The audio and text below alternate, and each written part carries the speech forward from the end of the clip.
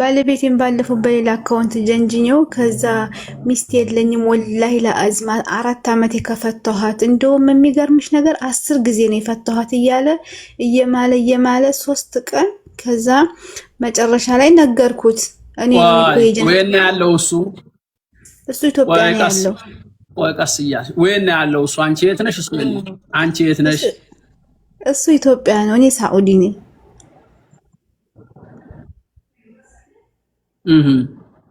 ከዛ የለኝም ብሎ ፎቶ ይሄን ለምን አደረግሽ ሁሉ ጊዜ እኔ ጋራ ሲያወራ አሞኛል ደክሞኛል በጣም ስራ ቢዚ ነኝ ይላል ይሄማ የኢትዮጵያ ወንድ ሁሉም ጸባው እንደሆነ እሺ ቀጥ ዛሬ ደም ግፊቴ ደግሞ ተነስቶብኛል እስኪ በስጭት እያለኝ ነው ይላል ከዛ አሞታል እያልኩኝ በቃ አንተ አልደውልበትም ከዛ ሌላ ሴት መስዬ ሳወራው ደግሞ ምንም አይተኛ በቃ ዝም ብሎ ያወራል በጽሁፍ ሲደውል ደግሞ ጓደኛዬ ታወራዋለች ከዛ የኔ ፍቅር ታዲያ መቼ ነው የምትመጪው እኔ ጋራ ሲሆን ችግር ብቻ ነው የሚያወራው ኑሮ ውድነት ነው የሚያወራው ከዛ ጅንጀና ሲሆን ደግሞ የኔ ፍቅር እርዚቁ ባላህ እጅ ነው ነይ ቶሎና ዝሁ እንጋባ እሺ እዚህ ትዳራችን ይሻለናል ይላል ከዛ 3 ቀን ከጀነጀንኩት በኋላ እኔ እኮ ነኝ የጀነጀንኩህ እንግዲህ ደግሞ ሲያወራ ምንድነው የሚለው ሚስት የለኝም ወላሂ ለአዚም ነው የምልሽ ሚስት የለኝም ከፈታኋት 4 ዓመቴ አለ ከዛ እሺ ስትፋቱ ገንዘቧን ሰጥተሃታል አለችው ከዛ አዎ መቼ አብረን ሰርተን ሲጀመረ ትንሽ እኮ አብረን የቆየ ነው ሁሉም ቤቱም ሱቁም መሬቱም ያለው ገንዘብ ሁሉ የኔ ነው ብር አልቸገረኝም በቃ ደስ የሚል ሐላል ትዳር ነው የናፈቀኝ የኔ ፍቅር ነው ይልኝ እሺ ይላል ከዛ እሺ ብር ቆይ ሱቅ አላችሁ እናንተ ሱቅ አላችሁ ሱቅ ካለው አንቺ ለምን ተሰደርሽ ባልሽ ጋር ዘው አትቀመጭ ነበር ሱቅና እንዴ ብር ካለ ለምን መጣሽ እኔ ነኝ እኮ የከፈኩት እዚህ 10 ዓመት ከተጋባን 10 ዓመት ነው እኔ አዲስ አበባ የከፈኩለት በአንቺ ብር ነው የከፈተው እዚህ አብረን ነበር እሱ ተይዞ ሲገባ አንድ ልጅ ነበረን ልጁን ይዞ ገባ እኔ ደግሞ እዚህ እየሰራሁኝ ቤቱንም መሬቱንም ሱቁንም ነኝ ሁሉም ነገር ነኝ ከዛ ሁሉም የኔ ገንዘብ ነው እኔ ይልኝ እኔ ሐላል ትዳር ነው ያማረኝ ይላል ከዛ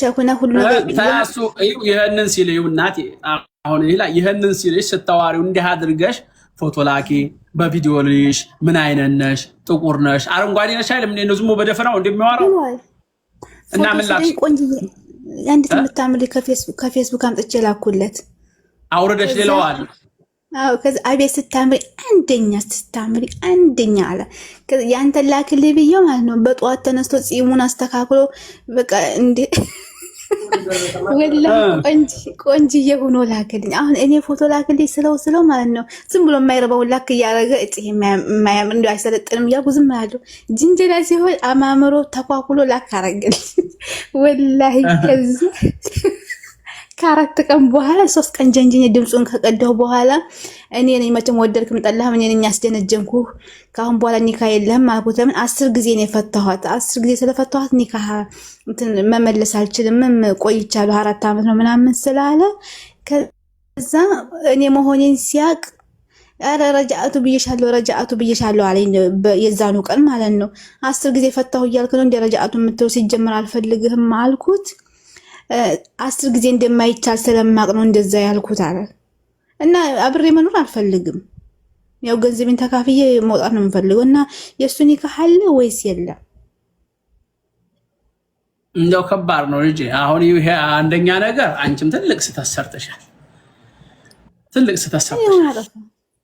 ጥፋትሽ በሸሪዓው እንደዚህ አይደረግም ሚስት ባሏን በእንደዚህ አድርጋ በሰው ሌላ ሴት ነኝ ብላ እንደዚህ ነኝ ያለ ከፌስቡክ አውርደሽ ቆንጆ ሴት ስትልኪለት አንቺ ለምሳሌ አሁን ድጉልጉል ልትሆኚ ትችላለሽ ዝም ብለሽ ጎማዳ መልከለሽ ልትሆኚ ትችላለሽ እሱ ደግሞ አገኘሁ ብሎ ሀብትም ንብረትም አለ ብሎ ልቦ ዝቅ ይላል ማለት ነው ይፈልጋል ወንድ ነውና እና ይሄንን ማድረግሽ ለባልሽ የወንጀል በር የከፈትሽው አንቺ ነሽ ለምን ተብሎ ሰው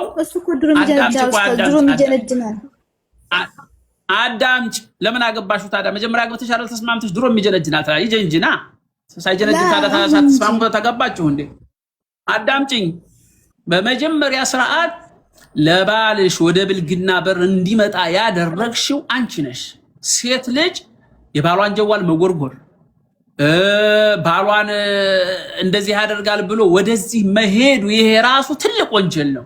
አላህ ወላ ተጀሰሱ ነው የሚለው። ወላ يغتب بعضكم بعضا ይሄ መፈላፈል በማጋር ሄዶ ይሆን ምን አድርጎ ይሆን ይሄ ያደረግሽው ትልቅ ስህተት ነው።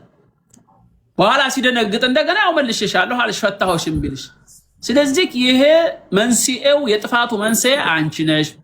ሌላ ቆንጆ ሴት አድርገሽ ልከሽ አማለሽ እሱን በጽሁፍ የሚያማምሩ ቃላቶችን በቴክስት አድርገሽ መጻጻፍሽ እንደሌላ ሴት ሆነሽ አሳማምረሽ ያው ሰውየው ፂሙን አበጃይቶ በደንብ ተስተካክሎ ፎቶ እስከሚልክልሽ ሁላ እንደገና ደምስ ግፋቴ መጥቶብኛል ስኳሬ ጨምሯል እስከሚል ሁላ እዚህ ሁላ ደረጃ ያደረሽው አንቺ አውርደሽ ከፌስቡክ ላይ በላክሽላት ሴት እውነት መስሎት ነው ማለት ነው።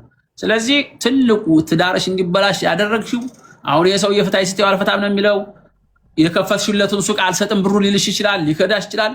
ስለዚህ አሁን አንቺም እንደምታደርጊው እንደዚህ ያደረገ ነው ብለሽ ለቤተሰቦቻችሁ ንገሪና የሚቆጠብ ከሆነ የሚታረም ከሆነ ይሄን ጉዱን መረጃ ይዣለሁ ብለሻል አንቺ ቀርጸሻል ድምጹንም ምኑም ይሄው ባካችሁ እንደዚህ ያደረገኝ ስለዚህ ስርዓት የያዝ ባሌ ብለሽ ለቤተሰቦችሽ አምልኪና ቤተሰቦችሽ እዛው አፋቱሽም ማኖሩሽም ያንን አድርጊ። ለእንግዲሁ ግን እባካችሁ ሴቶች ይሄን እንዲህ አይነት ነገር አታድርጉ።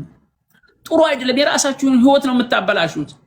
ወንድ ልጅ ምን መላእክት አይደለም እኮ መላእክት አይደለም። ሰው የተሻለ ነገር ሲመጣ ሁሉም ይመኛል። የለኝም ሚስት እንደው ሰው እንኳን ሚስት አይደለምና ሚስትን ያህላል ጸጋ አይደለም። ሰው ከየመስጂዱ ከየሆነ ቦታው ከየሱቁ ወለቅ ሲደረግለት ሸበጥ ጫማ ያለው እንትን እስኪቸር ጫማ ሰርቆ የሚሄደው ለምንድን ነው? የተሻለ ነገር ከሆነ ብሎ ነው እኮ ሰው ጫማ ይሰርቃል እንኳን ሚስት አይደለምና። ስለዚህ ጥፋቱን የሴቶቹ የእናንተው ነው። እንደዚህ አይነት ነገር መደረግ የለበሽም ማድረግ የለብሽም። ሴቶችም ተጠንቀቁ በትዳራችሁ ላይ። ወንዶችም ሰማችሁ ሚስት ዘይነባ ከሆነች ትግስት ሆና ብመጣ ሃይ ብትልህ በውስጥ ፌሩዚ ሆና ብመጣ ሞሚና ዙዙ ሃይ ብትልህ እየው እየሰማ ነው ይሄን ጉድህን አፈን ከፍተካ እያልክ ፎቶን እየተነሳህ እየነቃቀስክ በእያረክ ፎቶ ልካለሁ ብትል የዚች የሊባል ያጋጠመው ያጋጥማሃል። ለሰው ብለህ ስታማ ለኔ ብለህ ስማ የሚባል ነገር አለ። ወንዶችም ተጠንቀቁ። በአንቺ ሁለተኛ ይሄንን አታድርጊ። አላህን ፍሪ። ጥሩ አይደለም የሚያደርግሽው። ሌሎችም ሴቶች የባላችሁን ነውር ጀዋሉን እንኳን አይጎረጎርም። እንደው መስጂድና ትዳር ዝም ብሎ ጧሃራ ነው ብሎ መኖር ነው የሚሻለው እንጂ ወንዶቹም ከተከታተሉ ሴቶቹም ከተከታተሉ ይሄ ጀዋል የሚያመጣው በላ ብዙ ነገር አለ ማለት ነው። ብዙም ያለያይ ነገር አለ። ሴቶቹም አታርፉም ወንዶቹም አታርፉም። እንደው ስለዚህ እንዱ ዝም ብሎ ተማምኖ መስጂድ ሲገባ እንደው ሽንት ሲንሸናበት ታልታ ያን መስጂድ ይሄ መስጂድ ነጃሳ ነው ማለት አይቻልም። ዝም ብሎ አደባርጎ ገብቶ ሰግዶ መውጣት ነው። ሴትም እንደዚሁ ወንድም እንደዚሁ ተቻችሎ መኖር ነው። በአንቺ ለማንኛውም እናቴ ይሄ እንደው ለሁላችንም ትምህርት ነው። አላህ ይጠብቀን እና ወንዶችም ይሄ በግል እየመጣ ሃይ የምትል ሃይ የሚል ይሄ የማይታወቅ ኮድ ሁሉ ቢመጣልክ እንደው አዲስ ነገር አገኘው ብለህ ዝም ብለህ እንደው ሰክ ብለህ እንደው ያለ የሌለህን ፎቶ እየገለባበት ካትላክ እንዲህ አይነትም ነገር አለ ማለት ነው። ተጠንቀቁ ትዳራችሁ እንዳይበላሽ። በእናቴ ደህና ደሪ ሂጂ ወደ ስራሽ ሂጂ። ጉድ እንዴት አለ ጉር ነው በሉ። አሰላሙ አለይኩም ወራህመቱላሂ ወበረካቱ። እኔ በቃ ከዚህ በኋላ እንግዲህ ይበቃኛል።